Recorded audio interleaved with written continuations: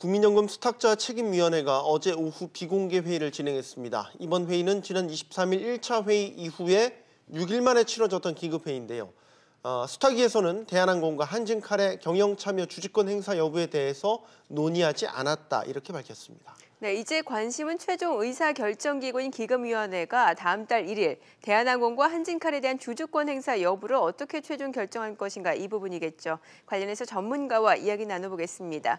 법무법인 해명의 손정혜 변호사입니다. 어서 오세요. 안녕하십니까. 안녕하세요. 일단 어제 긴급회의가 소집된 것 배경부터 좀 짚어주시죠. 일단은 앞서 진행한 1차 회의가 있었습니다. 사실 네. 한진칼과 대한항공에 대해서 적극적인 경영 참여를 해야 된다. 주주권 행사가 필요하다라는 여러 가지 의견이 있었고 정치권의 요구도 있었습니다. 그럼에도 불구하고 1차 회의 때는 예상과는 다르게 이 경영 참여에 대해서 반대의 의견을 개진하시는 분들이 많았습니다. 네. 사실 수탁 책임엔 여러 가지 각계각층에서의 노동자를 대변하는 사람들도 있고요. 주주를 대변하는 사람들도 있고 학자를 대변하는 사람들도 다 회의에 들어왔는데 공감대가 형성되어 있다라고 봤지만 오히려 이런 적극적인 주주권 행사에 단기 매매 차익에 대한 어떤 우려나 이런 것들로 수익성이 악화될 수 있다.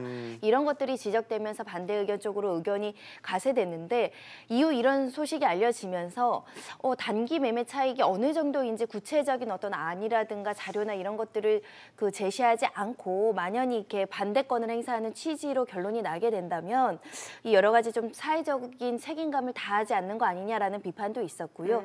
그러다 보니까 또 2차로 회의를 하고 네. 또 결국 수탁자 책임위에서 결정해서 결론은 내는 건 아니고요. 최고위 결정이 다시 있어야 되기 때문에 그런 취지에서 지금 긴급 소집돼서 여러 가지 현안이 논의되고 있는 걸로 보입니다. 네, 뭐 지금 말씀해 주셨다시피 앞서 진행한 1차 회의에서는 이제 한진칼 대한항공에 대해서 적극적 경영 참여 반대 의견이 우세했었던 거고 뭐 여러 가지 이유 때문에 이제 어제 2차 회의가 진행이 됐는데 그러면 어제는 어땠습니까?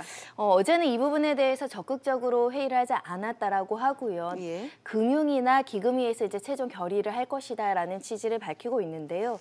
결국에 문제가 되는 규정은 이겁니다. 일단은 주주로서의 권리를 행사하기 앞서서 국민연금이 10% 이상의 주주로서의 대한항공 주식을 갖고 있습니다. 예를 들면 그런데 단순 투자의 목적에서 경영 참여를 하게 되면 상세 지분 변동에 대해서 보고를 해야 되고요. 6개월 동안 발생한 매매 차익에 대해서는 반환을 해야 됩니다. 이런 조항들 때문에 국민연금이 이 스튜어드십 주주권 행사를 강화하게 되면 이런 단기 매매 차익도 반환을 해야 되는데 그러면 장기적으로 어떤 손실, 수익성에 대해서는 악화되는 측면이 아닌가 이런 문제점이 지적되고 있고요. 이 부분에 대해서 지금 금융위의 유권 해석을 요구하고 있는 겁니다. 예전에는 약식 보고 특례를 적용을 했는데 5%는 10%를 예외 적용에 대해서 가능한지 여부에 대해서도 해석이 필요한 부분이라고 지금 지적되고 있어서 네. 이런 것들을 총합적으로 정리를 해야 된다. 이런 의견들이 있습니다. 자, 여기에서 주주권을 적극적으로 행사할 거냐 말 거냐 여기에 대해서 등장하는 게 바로 10% 룰이라는 거란 말이죠. 그러니까 단순 참여냐 경영 참여냐 이거의 목적을 바꾸는 거에 따라서 많은 것들이 이제 달라지게 된단 말이에요. 네, 규정도 좀 변경될 필요성이 있고요. 유권 해석으로 이런 부분에 있어서 단기 매매 차익을 반환해야 되는지 말아야 되는지도 해석의 여지가 좀 갈릴 수 있는 부분이 있습니다. 근데 본래적으로 국민연금이라는 것은 사실 단기 매매 차익을 통해서 수익을 얻는 것보다 장기적인 투자로 안정적인 그렇죠. 투자로 해가지고 받는 수익이 많기 때문에 네. 단기 매매 차익에 대한 규모를 파악할 필요가 있습니다. 그런데 어제 회의에서는 일부 단기 매매 차익으로 거둬들이는 수익의 규모가 나왔는데 그게 우려할 만큼 그렇게 큰 규모가 아니다라는 평가가 있는 상황이고요.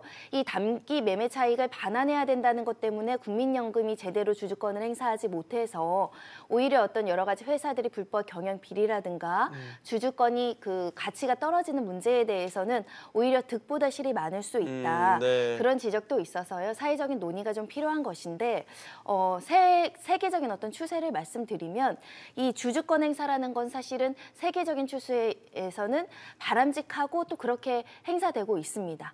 말하자면 모든 기업의 주식을 갖고 있는 국민연금이 적극적으로 경영을 개입하는 것이 아니라 어떤 횡령이라든가 배임이라든가 불법 행위가 지속되는 회사에 한해서는 5%, 10%의 주주로서의 어떤 주주의 역할은 의결권을 행사하는 거거든요. 네. 의결권을 행사해서 이사를 선임하거나 해임하거나 또는 이사의 보수 기부나 이런 것들을 결정할 때 어떤 의사권을 행사하는 것인데 이런 부분들은 필요하다.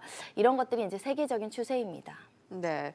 스튜어디스 코드 문제를 두고 이제 연금 사회주의다 이런 비판의 목소리도 나오고 있는 상황인데 지금 5% 이상 지분을 보유한 국민연금이 그러니까 보유하고 있는 기업들이 300곳에 가깝다고 합니다. 자, 그렇다면 실제로 이 기업들의 영향력을 행사할 수 있는 건 맞습니까? 그렇기 때문에 이 절차와 규정과 범위를 지금 논의하자라는 입장이고요. 네. 그러니까 본래 상법상 주주라면 주주로서 부여된 권리를 다 행사할 수 있습니다. 원칙적으로 제한 없이요. 원칙적으로. 더군다나 네. 한 기업의 5%, 10%의 주식을 갖고 있다는 거는 굉장히 많은 주주에 주주고요. 들어가죠. 특히 예. 이제 뭐 3대 주주, 2대 주주로 가지고 있는 기업들도 상당히 많습니다.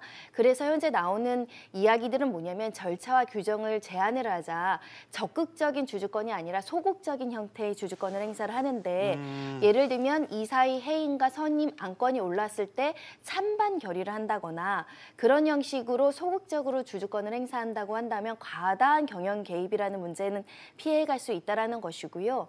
모든 기업에가 아니라 어떤 부실 운영의 문제가 지적된 부분, 부패 기업이라는 문제가 지적된 부분에 한해서 이런 경영권을 행사한다는 여러 가지 이제 그 규정과 절차를 마련한다고 한다면 네. 견제 수단이 마련되는 거죠. 그래서 과도하게 경영권이 침해가 된다거나 어떤 그 기업의 어떤 운영권을 제약한다 이런 비판을 좀 피할 수 있다라는 것이고요. 그래서 지금 가이드라인이나 이런 것들을 규정하고 그거에 맞게 지금 행사를 해야 된다라는 움직임이 있는 상황입니다. 네. 과거에는 국민연금이 이런 식의 어떤 지분율을 가지고 주주권 행사를 한 사례가 없었나요? 과거에도 있었습니다. 2011년, 2012년도에도 있었고요. 2015년도에도 있었습니다. 대표적으로는 SK 이노베이션 관련해서 그때도 그 임원의 회장 그 횡령과 배임 문제가 있었죠. 그때도 이사 선임과 관련해서 반대 의견을 행사하는 반대 의결권을 행사한 바도 있었고요. 네. 현대자동차 문제가 있었을 때도 그때도 마찬가지로 횡령 배임의 문제가 발생했을 때 이사 선임과 그 재임에 대한 반대 의결권을 행사함으로 인해서 이미 행사한 전례가 있었고요. 이번에 이 문제가 등장한 건 결국 대한항공에 여러 가지 지금 임원들이 갖가지 어떤 횡령 배임이라든가 뭐 갑질 논란도 있지 않았습니까? 네. 이런 기업에 대해서는 적어도 어떤 사회적인 책임을 강화하기 위해서 국민연금이 목소리를 내야 된다. 예를 들면 임원을 계열사로 굉장히 중복돼서 많은 임원 보수를 받아간다고 한다면 주주들의 배당이 더 줄어드는 거 아니겠습니까? 거기에 적극적인 목소리를 내고 주주로서 어떤 불법이나 횡령 배임을 한 이사에 대해서는 해임 안건이 올랐을 때 찬성하거나 반대하는 의결권을 당연히 행사할 수 있어야 오히려 기업의 지배구조가 개선되고 투명한 경영을 도모할 수 있기 때문에 네. 아주 소극적인 형태의 주주권 행사는 필요하다라는 의견이 많습니다. 예.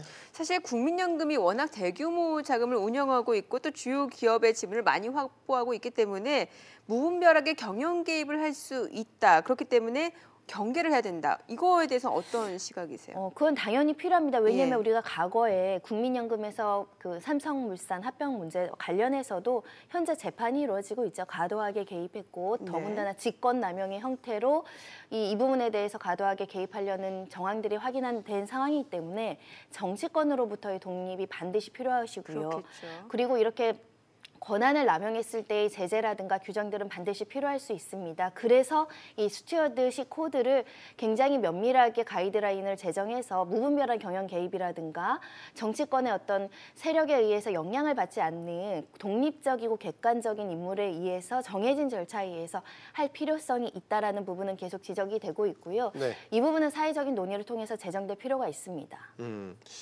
그 앞서 이제 뭐 삼성물산 그 합병 사례도 말씀해 주셨지만 국민연금 기금용을 최종 이제 의사결정하는 운영위원회 위원장이 이제 보건복지부 장관이잖아요. 그렇죠. 그러니까 정부의 입김이 여기 개입될 우려도 있는 거고 뭐 정권에 따라서 그 입맛에 따라서 좌지우지 될 거다. 뭐 이런 우려들이 저변에 깔려 있기 때문에 계속해서 논란이 불거지는 거 아닌가 싶어요. 우리가 그동안 성숙하지 못한 여러 가지 정치 권력의 행태를 보았기 때문에 그거에 대한 남용의 우려는 분명히 해야 되고 제도적으로 견제를 해야 되는 상황이고요.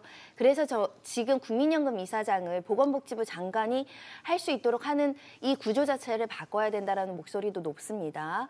그리고 만약에 이 이 여러 가지 주주권 행사에 대해서 결정하는 의결기구가 이런 이사장이나 이런 것들에 대해서 영향을 받는 위치에 있다고 한다면 충분히 또 부작용이 우려될 수 있기 때문에 완전히 독립된 인사들로 채워야 된다는 목소리도 있어서 이 부분은 차후 개선해 나가야 되는 숙제입니다. 네, 이 스튜어드십 코드 자체만 놓고 보면 상법으로 이미 다 가능한 것을 좀 제약하고 있는 것 아니냐라는 시각도 있는 것 같아요. 그렇습니다. 그 상법상 그냥 예를 들면 국민연금이 아니더라도 제가 예. 만약에 한 기업의 주주라고 한다면 필요한 행사를 모두 다 할 수 있겠죠. 그렇죠. 다만 이제 국민연금이라는 특수성 때문에 과도하게 어떤 기업 경영의 자율성을 침해한다거나 경영권에 개입하게 되면 기업 활동이 조금 제약되거나 공격적인 어떤 활동이 좀 어려울 수 있기 때문에 그래서 절차와 규정을 마련해서 오히려 제약하는 겁니다. 아무런 규정이 없으면 예. 주주로서의 의결권을 행사할 수 있는 상황이고 다만 단점은 단기 매매 차익 부분인데 그 부분도 유권 해석이 필요하고 법률의 개정이 필요하다라고 한다면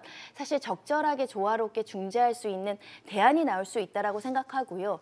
지금 주주로서 있는 국민연금 한 300여 곳의 기업이라고 하는데 국민연금도 300곳의 기업에 대해서 이렇게 의결권을 행사할 수 있는 여력은 없을 겁니다. 주요 기업에 한해서 더군다나 외부적으로 이렇게 횡령이나 배임이라든가 임원들의 갖가지 불법 행위 또 손해를 많이 끼치는 행위가 있는 일부 기업에 한해서 아주 필요한 제한적인 규정에 의해서 어떤 주주로서의 의결권을 행사하는 정도 그리고 지금 나오는 것이 사회이사 선임 추천권을 줘야 된다 이런 얘기거든요. 이사회에서 많은 의사결정이 기업에서 이루어지는데 외부 인사, 사회 인사가 없다고 한다면 안에에서 밀실 어떤 기업의 운영이 이루어질 수 있기 때문에 이런 것들은 조금 반영될 필요성이 있다는 생각이 듭니다. 네. 자, 어쨌든 다음 달 1일 이제 기금운용위원회 최종 의사결정을 하는 곳이죠. 이곳이서 이제 어쨌든 결론이 납니다. 근데 부담은 수탁자위에서 사실상의 반대 의사를 나타낸 것으로 저희가 봐야 되기 때문에 기금운용위에서 이 결정을 뒤엎는 또 다른 결론을 낼 수 있을까? 여기에 부담을 상당히 느낄 수 있다. 이런 분석 나오더라고요. 스타기의 의견은 권고사항적으로 효과가 있기 때문에 그걸 뒤집을 수도 있습니다. 충분한 근거와 입장이 있다라고 한다면요. 그 당시에 이제 반대 의견이 우세했던 것은 수익성 악화, 단기 매매 차익 부분인데 그게 실제로 규모가 작다라고 한다라면 이 반대 의견은 사실은 설득력을 잃을 수도 있기 때문에 결과가 뒤집힐 수도 있습니다.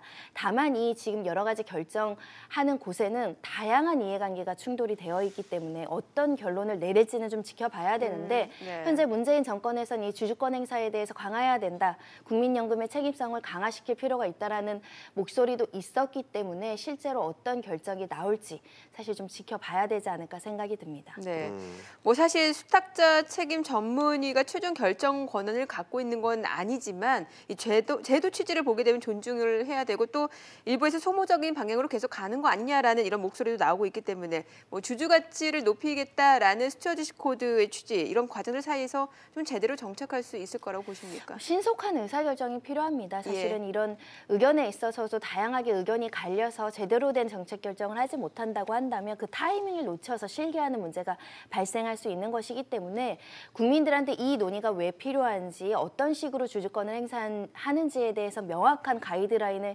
제시할 필요가 있지 않을까 생각이 들고요. 기업들도 지금 굉장히 과도한 경영권 침해를 받게 될 것이다.